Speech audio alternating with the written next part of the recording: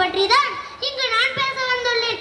வாணிபம் என்ற பெயரில் இந்திய திருநாட்டிற்குள் நுழைந்து நமது இயற்கை செல்வங்களை எல்லாம் அள்ளிச் செல்லும் நோக்கத்துடன் தங்கள் படை பலத்தை கொண்டு நம்மை அடிமைகள் ஆக்கி மக்களை மதன் தலைவர்களையும் கொன்று குவித்த ஆங்கிலேயர்களின் செயல்களை பொறுத்துக் கொள்ள முடியாமல் அவர்களை எதிர்த்து போராடியது இந்திய சுதந்திர போராட்டம். அகிம்சை வழியில் காந்தியும், ஆயுதம் ஏந்தி நேதாஜியும், எழுதுகோள் கொண்டு பாரதியும், வீரமங்கையாய் வேலுநாச்சியாரும், கப்பல் ஓட்டி வ.உ. சிதம்பரனாரும், கப்பம் கட்ட மறுத்த கட்ட பொம்மனும், கொடியை ஏந்திய குமரனும் போன்ற எண்ணற்ற வீரர்களின் தியாகத்தாலும் உதிரத்தாலும் பிறந்ததுதான் இந்திய சுதந்திரம்.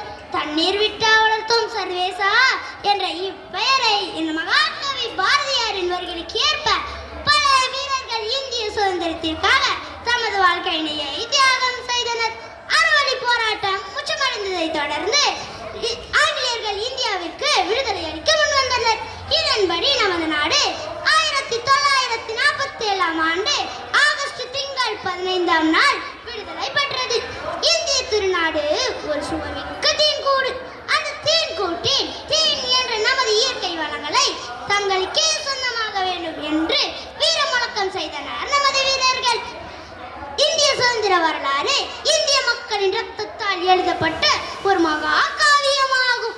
சுதந்திரம் ஒன்றே தங்கள் வாழ்வின் லட்சியம் என்று மரணத்தை கண்டு மஞ்சாமல் துணிவுடனும் துடிப்புடனும் போராடி தங்கள் இன்னுயிர்களை நீத்த தியாகிகளை வணங்குவது நம் கடமை.